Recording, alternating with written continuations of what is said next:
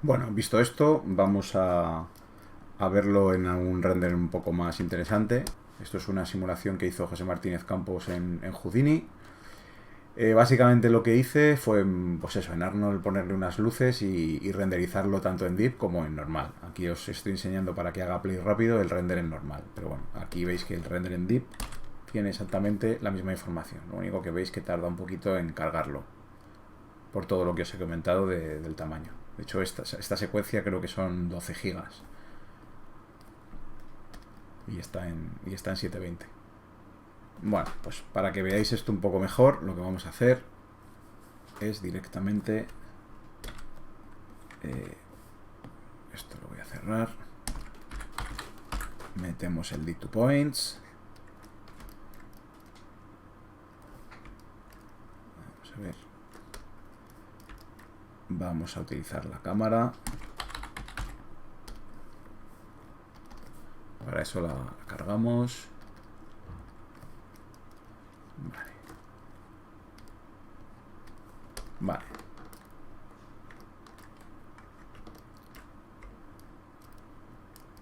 ¿Veis? Aquí ya tenemos toda la información del volumen. Es exactamente igual que antes, pero bueno, esto es como más divertido. Y evidentemente esto también va cambiando. Aquí evidentemente en el visor, además este ordenador tiene una gráfica un poco antigua, pero veis que va cambiando en cada frame. Entonces lo interesante en volúmenes, si metemos otro div samples, aquí podemos ver que cuando cogemos una muestra, ahora ya no solamente tenemos una muestra, veis que como esto es un volumen, tenemos aquí tenemos 18 muestras. A medida que estamos más cerca de cámaras tiene que atravesar más información. Veis que en el espacio 3D esa posición tiene puntos aquí, aquí, aquí, que va atravesando todo lo que es la escena.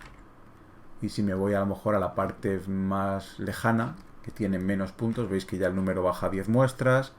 Y aquí, por ejemplo, ya solo tiene 4 muestras. Y aquí 2 muestras. Y aquí ya solo una. Veis que estamos ya al límite.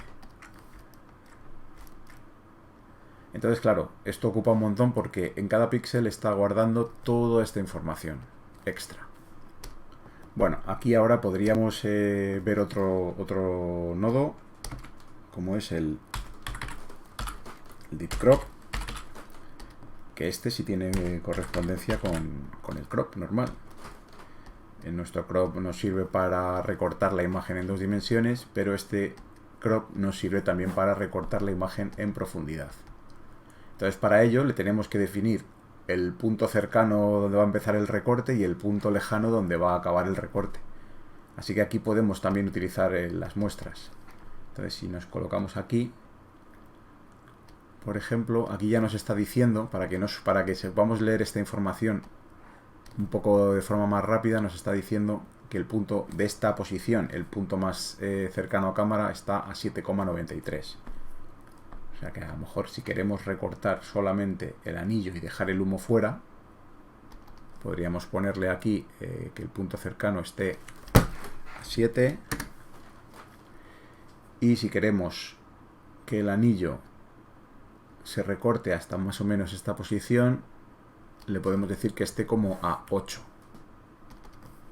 Pues de 7 a 8.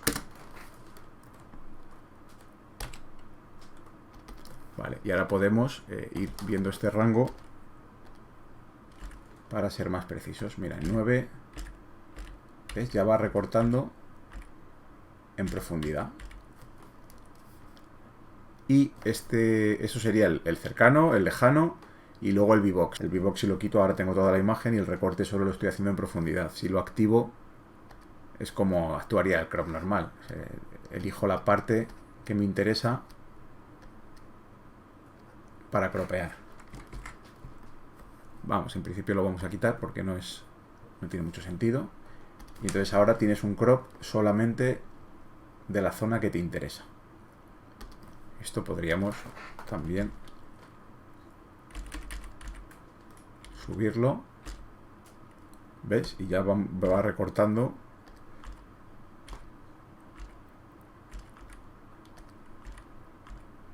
¿Veis?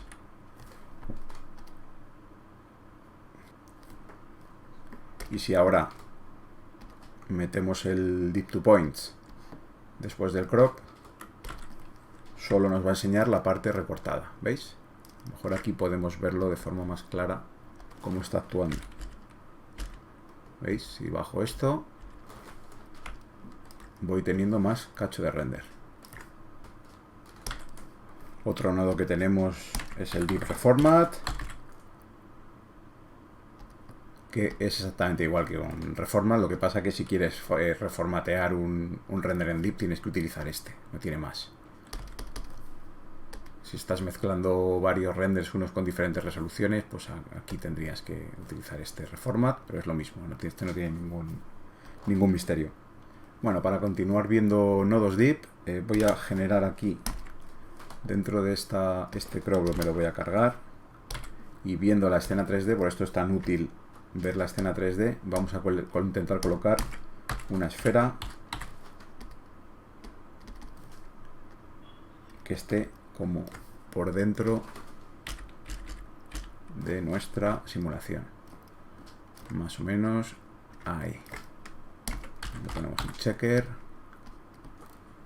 un scanline y podemos utilizar la misma cámara. Vamos a copiarla.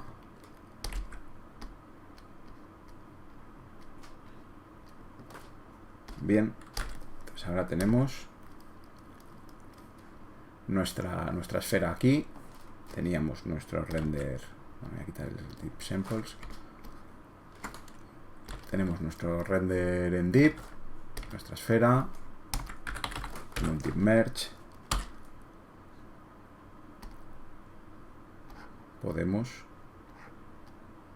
conectar, ¿vale? Veis que puedo conectar con el Dip Merge un scanline con un dip. O sea, el scanline al final está funcionando como si fuera un dip. Entonces, al juntarlo, ahora mismo no se nota mucho. Voy a mover un poquito la esfera para que veáis cómo va entrando dentro del. ¿Veis? Ahora está dentro. Y esto podemos incluso, poniéndonos en este frame, podemos animar un poquito de aquí. Aquí, para que salga. Entonces veis que esto, vamos a restringir un poquito también aquí,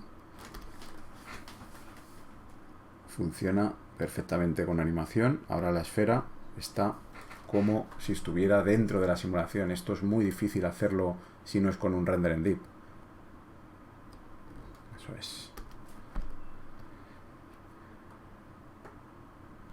Bueno, ahora vamos a ver el Dip Transform, que como podéis imaginaros sí que tiene correspondencia con el transform normal de Nuke. Entonces en este caso, básicamente, si lo conectamos al render Dip, tenemos pues la traslación en X y Z y la escala. La escala y la Z funciona un poco diferente, pero bueno, vamos a ir viendo. Si por ejemplo le pongo una traslación de 100 en X, y me coloco aquí, veo que lo he movido en X, y en el espacio 3D también.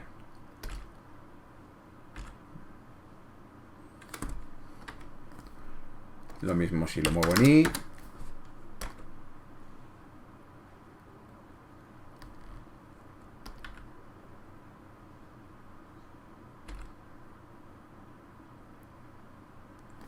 Y si lo muevo en Z, voy a poner esto a 0 para que lo veáis bien, pasa una cosa un poco curiosa.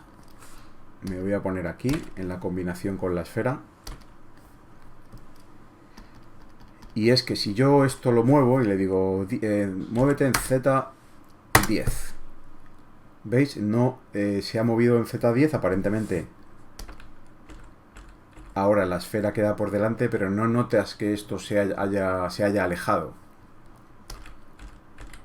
O sea, la forma de trabajar del transform, esto no te sirve para escalar esto, para escalar esta escena. Entonces, aquí lo veis en el espacio 3D. Lo que está pasando, si le pongo un poco más para que lo veáis el efecto más claro, es que se está yendo hacia atrás, 30 en Z, pero está creciendo a la vez para compensarlo en el render. O sea que tú no vas a notar que el render se aleja, pero sí vas a notar la relación en profundidad que tiene con esta esfera. ¿Veis? Y lo mismo si lo hago con valores negativos. Pongo, por ejemplo, -5. Se ha acercado a cámara. ¿Veis? Pero no ha crecido. Lo que sí ha pasado es que ahora la esfera empieza a estar por detrás, porque la simulación de humo queda más cerca de cámara. Es algo parecido a lo que pasa utilizando el control de Z-Scale. Si yo esto lo subo a 2, pasa un poco lo mismo. En el fondo lo que hace es escalarlo, pero lo está acercando a cámara dejando esto por detrás. Es un poco raro, pero bueno, en algunos casos sí puede ser interesante para forzar un poquito más el corte entre un objeto y otro, si necesitamos ser un poco más agresivos en eso. También nos sirve para poder trasladar un objeto a una cámara que esté en otra escala, por ejemplo. Como veis, ya hemos visto bastantes, que hemos visto ya casi todos. Hemos visto todos estos. Este no lo hemos visto, podemos probarlo ahora. ¿Para qué nos sirve este nodo? Este nodo es bastante útil. Voy a coger esto y lo voy a subir para que esté un poco más organizado.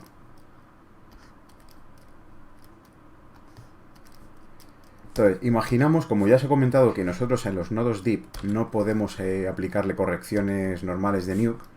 Imaginemos que nosotros estamos trabajando en este render y haciendo un montón de correcciones en el render normal. O sea, le podemos meter un grade, no sé, forzar esto, lo otro, luego meter un color correct, hacer cualquier barbaridad. Imaginemos que hemos hecho esto, pero claro, no tenemos la información deep porque estamos trabajando sobre un render normal. Este nodo nos sirve para darle esa información deep a un render normal. O sea, imaginemos, he hecho dos correcciones, pero aquí podría ser un árbol súper complejo. Si yo hubiera sacado pases de render de esto, hacer todo la mezcla de los AUVs, todo eso, podríamos haberlo hecho, y al finalizar esa corrección, utilizar este nodo y conectar el nodo de color por aquí y el nodo deep por aquí. ¿Qué hacemos? Ahora hemos convertido todo esto en un render que tiene la información de profundidad. Entonces, si nos colocamos aquí, vamos a poner bueno, lo tengo aquí abajo, lo voy a coger de aquí.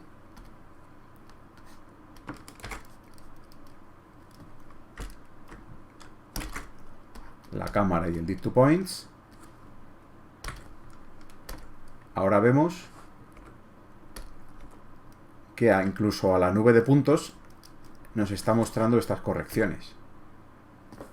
Si las desactivo, veis que ya no las tiene. Si las activo, las tiene. Entonces esto sí que es una forma muy, muy habitual de trabajar. O sea, hacer una corrección previa de lo que necesitamos sacar y luego si necesitamos hacer algún recorte con otro elemento, darle la información deep. ¿Vale? Entonces esto podríamos conectarlo como lo teníamos antes. Entonces tendríamos lo mismo, pero aquí tenemos una serie de correcciones previas, ¿vale? Bueno, para que esto no nos haga cosas raras en el alfa, ya sabéis, vamos a hacer un unpremult y luego un premult.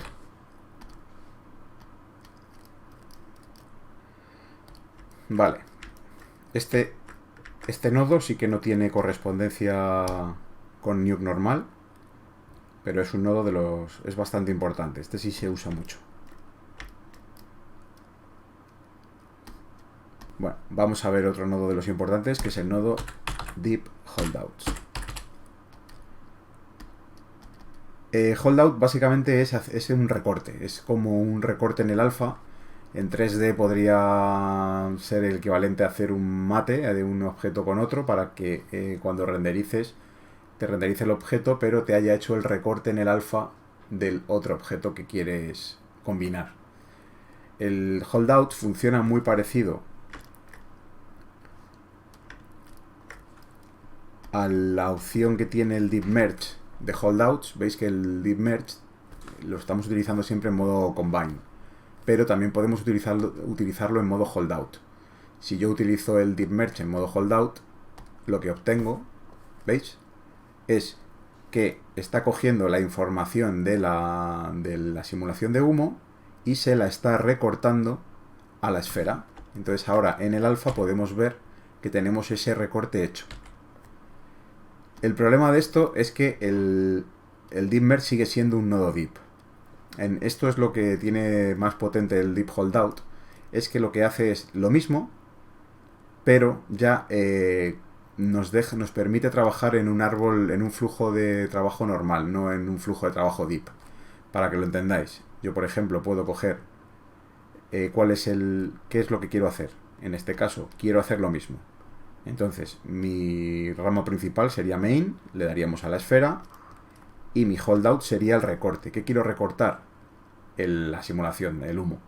Al hacer esto, si me pongo aquí, veis que tengo lo mismo. O sea, entre este y este tengo exactamente lo mismo, con su recorte en el alfa, pero la diferencia es que yo aquí ya no tengo un nodo deep. Yo aquí ahora puedo meter un color correct y puedo volver a jugar. ¿Qué significa esto? Esto es una buena manera de utilizar el deep. Puedo usar el deep para hacer el recorte y luego seguimos trabajando de forma normal. Aquí a lo mejor después de hacer el holdout podríamos hacer un pre-render si esto nos va un poco lento, pero ya podríamos trabajar de forma normal.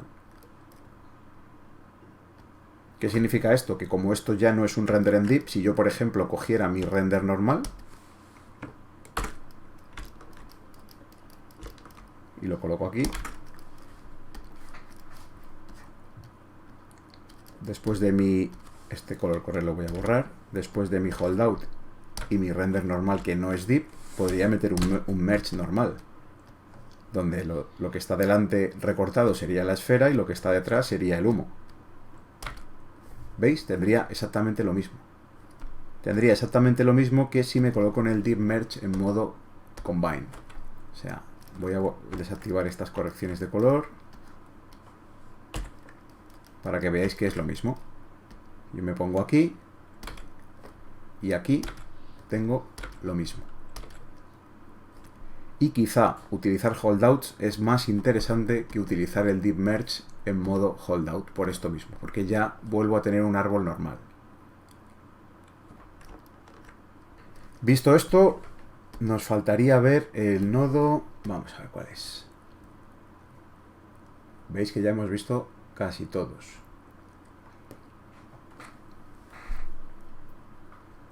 El Deep to Image, este no lo hemos visto. Este es muy sencillo. ¿Qué nos hace este nodo? Nos hace algo parecido a lo que nos hace el holdout, pero sin el recorte. ¿Qué quiere decir esto? Que si yo, por ejemplo, tengo aquí ya hecha mi composición en deep, voy a borrar esto para no liarnos, que básicamente era voy a poner esto otra vez para que todo ya tenga un sentido. Entonces, ¿qué tenemos? Tenemos nuestro render en RGBA con nuestras correcciones, nuestra información en deep, lo hemos unido con un deep recolor. Luego a esto lo hemos combinado con nuestra escena de la esfera.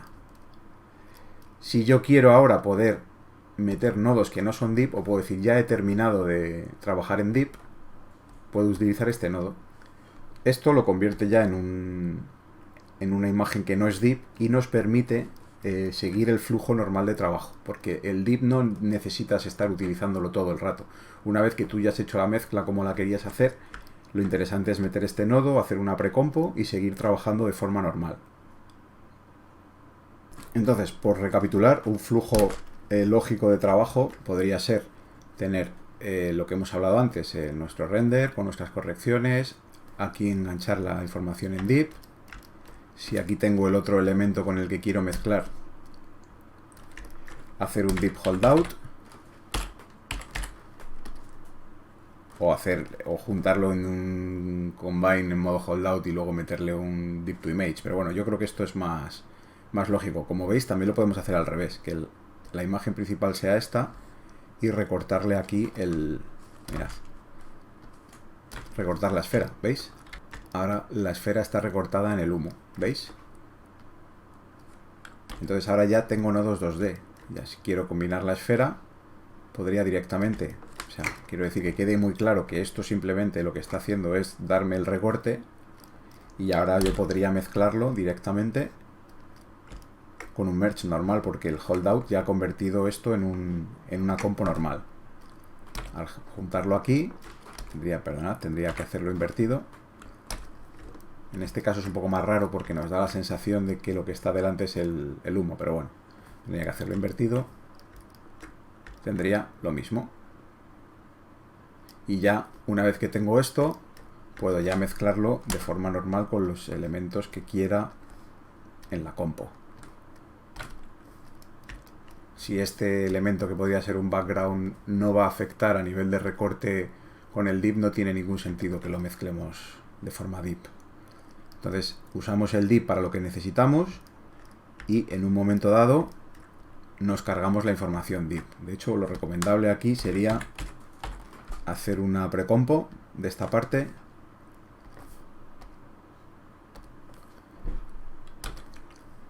O sea, a partir de aquí haríamos una precompo y seguiríamos trabajando con ya sin la información div, y ya no nos pesaría tanto a la hora de componer.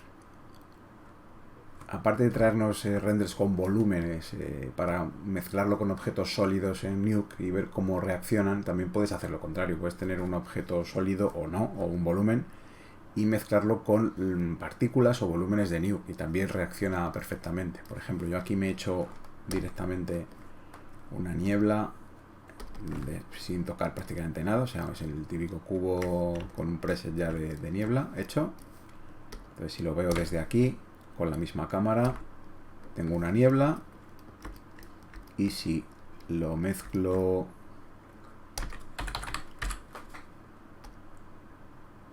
con mi render en Deep, ahora mismo esto estaría metido dentro de la niebla, y la forma de comprobarlo es haciendo el holdout. Aquí podéis ver, ¿veis? A la niebla le está recortando la simulación. Entonces aquí, por ejemplo, podríamos directamente a esta niebla decirle que nos haga un deep holdout y decirle que el recorte nos lo haga de nuestro render en deep. ¿Veis? Nos hace el recorte ya con su propio alfa, y con esto podríamos ya trabajar en 2D y colocarlo donde quisiéramos, que estaría el volumen dentro de esta niebla.